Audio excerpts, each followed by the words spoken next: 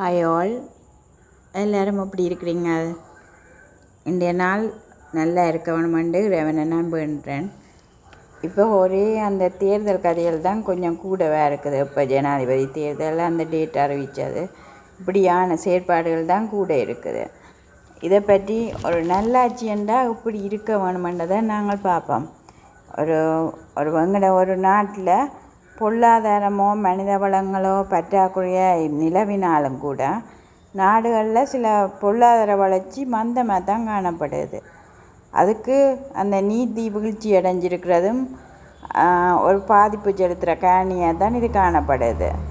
இது இந்த நல்லாட்சி என்ற கதை 1980க்கு பிறகு தான் இந்த தோன்றி இருக்கிற ஒரு எண்ணக்கருவாக இருக்குது.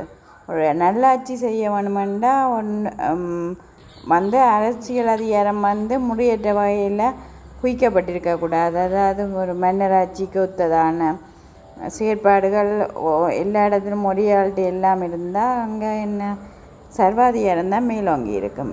இங்கே நிர்வாகம் வினைத்திறன் இல்லாமல் இருக்கக்கூடாது. மற்றது அரசு சேவையில் அரசியல் மயமாக்கப்பட்டிருக்கக்கூடாது எல்லாம்.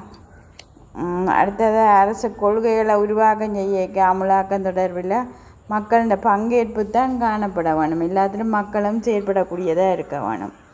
மற்ற ஊழல்கள் உயர்வடைஞ்சு காணப்படக்கூடாது. தெரியும் தானே, இளைஞம் எந்த இடத்துல பார்த்தாலும் ஊழல் தான். மற்ற அதிக நிர்வாகிகள் பொறுப்பு கூறாமல் செயற்படக்கூடாது. இப்படியான செயற்பாடுகள் இருந்தால் தான் நீங்கள் அடுத்த எலெக்ஷனில் இப்படியான செயற்பாடு உள்ள ஒரு வெற்றியாளரை தான் நீங்கள் ஒரு வேட்பாளராக எடுத்து அவருக்கு ஓட் போட்டு எடுக்க வேணுமென்றது தான் நாங்கள் எதிர்பார்க்குறோம்.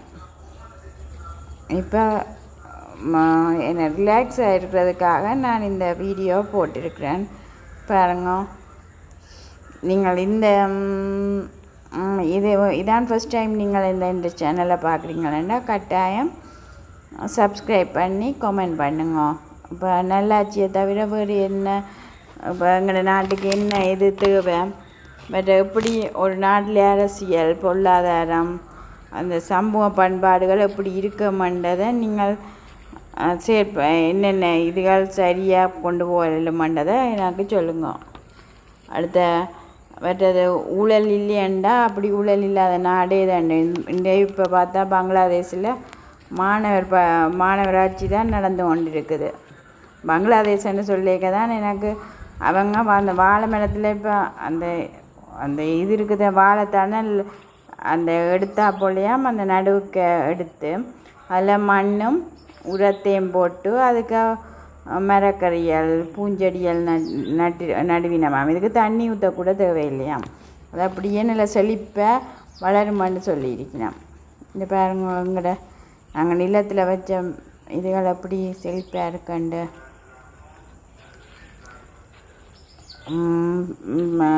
இனி ஜனாதிபதி தேர்தலையும் சந்திக்க போகிறோம்.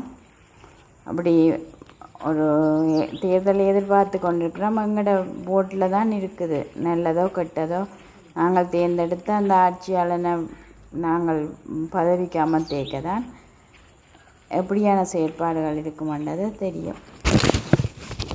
பாருங்க, செம்பருத்தம்பூ எப்படி அழகாக இருக்குன்னு. நீங்கள் உங்களுக்கு என்ன விருப்பமான பூக்கள் எப்படி இதண்டலாம்னு சொல்லுங்கள். இப்போ தான் வாழை மரம் வருது. இனி இந்த வாழை மர இடையில் நீங்கள் மண்ணையும் உரத்தையும் போட்டு நான் சொன்ன மாதிரி ஏதாவது தாவரங்களை வச்சு பயன்படுங்க, செய்து பாருங்க. இதுதான் வாழைப்பூ.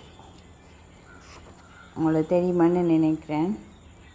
அது தெரியாமலும் இவ்வளோ பேர் இருக்கணும். யாழ்ப்பாணத்தை பொறுத்தவரையில் சரியான கிளைமேட்டும் சரியான முக்கியாக தான் இருக்குது. மழை கொஞ்சம் குறைவாக இருக்குது. எப்படி இருக்குன்னு சொல்லுங்க. எந்த மரங்கள் நட்டால் எப்படி இருக்குமென்றதையும் சொல்லுங்க. இனி அடுத்த விளக்கில் உங்களை சந்திக்கிற வரை நான் விடப்படுறேன். ஓகே, பாய்.